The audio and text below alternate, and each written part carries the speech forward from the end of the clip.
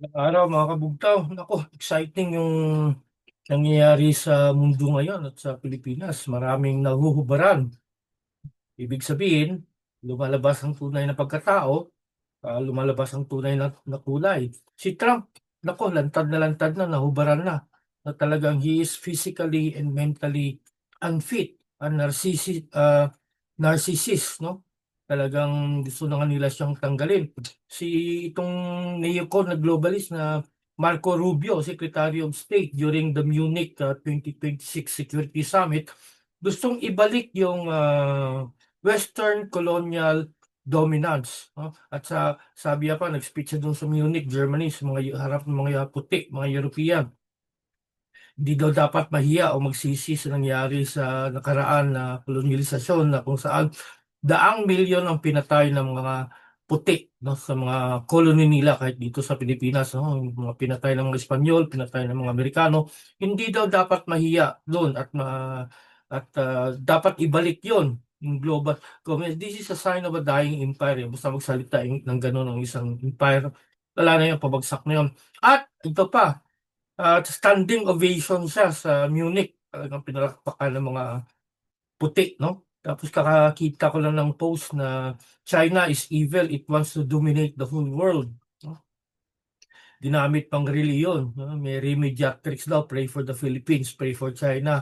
No? Eh, panoorin niyo yung speech ni Marco Rubio. Sila yung they are the one not only wants to conquer the whole world but to bring back the evil of the past, colonialism, no?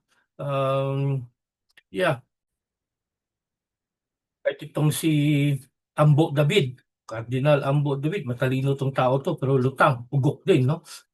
Pinupuri yung ginawa ni Tariela at saka ni Bishop Archbishop Socrates Villegas na pagtanggol daw sa Pilipinas. Si Villegas, nakita ka sa mga post ng Strat Base, andun siya, ma-attend siya, andun si Tariela, yung uh, funded ng National Endowment for Democracy na think tank no, dito sa Pilipinas, na CIA funded. No? Talagang ginagamit talaga. For the past 500 years, no, it's been a very painful centuries of colonialization, and the Catholic Church is always behind it, no, supporting. May isang episode na tayo dito noon, Washington, London, Washington, Vatican. London controls the money, Washington, the arms, the power, and Vatican, of course, what you are supposed to believe, your behavior, they control it. No? So talagang naubaran na rin to si Ambo David, naubaran na rin ng simbahang katoliko na sa likod sila ng imperialismo at saka wala silang pakialam sa paghihirap ng mga tao. No? Si Bangag, nako, nahubaran na rin. Lumabas na talagang inkompetensya at saka bangag kahit yung kapatid niya mismo nagsabi niya, no? At yung expose ni Dean Chase, no? Ako literal na nahubaran sila. No? Kadiri, may nakausap mga akong Ilonggo, fellow Ilonggo na panood niya rin yung video ni Dean Chase. Sabi niya, ka mga damak sa ila. Damak meaning marumi, pugaw. No? Talagang, yun, hobaran talaga. Ay, nakakadiri. No? Ngayon na nag-declare si President Sara na tatakbo siya sa 2028, in my analysis, it's a good move eh. Kasi magkakaroon niya sigurado ng alignment, realignment ng political forces and personalities, maglalabasan yung tunay na kulay. And I'm sure hindi pa nag-declare si President Sara, marami na nag-gravitate towards her. Kasi alam nila si BBM is a sinking ship and a lost cause and he might not even finish his term. May mga naririnig ako ngayon ng mga na senaryo na koditami, maglunsad sila ng sariling kodita, yun ang exit plan nila. Ayaw ko anong plano kung magkakodita, alis sila, tatakas sila. Kasi kinodita daw sila dito para hindi na sila ma-prosecute. No? Maraming nahuhubaran sa mundo, dito rin sa Pilipinas. Si Putin, lumabas din ang tunay na kulay niya. Talagang very professional siya, no? Very patient with the West. And hindi na talaga mapagkatiwalaan ang West. Ganon din si President Xi. They're very patient, very, very, very professional. At saka relax pa rin. I think it's a Chinese philosophy. Wei Wu Wei, doing something by doing nothing, giving them rope long enough to hang themselves, no? Ano bang significance ito na nahubaran, lumabas ang tunay na kulay, tunay na intensyon? Sa critical social theory kasi, lalo na yung mga sinabi ni Habermas, pag na-expose mo kasi ang masamang intensyon ng isang tao, isang grupo, no, it loses steam. No, talagang nagtatago kasi pero ang problema, ang evil dapat nagtatago eh. Kaya ngayon hindi na, talagang lantad na. Yun din sabi ng exorcist ng Vatican, hindi na sila nagtatago. No? It loses steam unless na walang hiya talaga ang tao tulad nito ni Tariela na hindi pa rin tumitigil. No? Kahit na-expose siya na nagsisinungaling siya.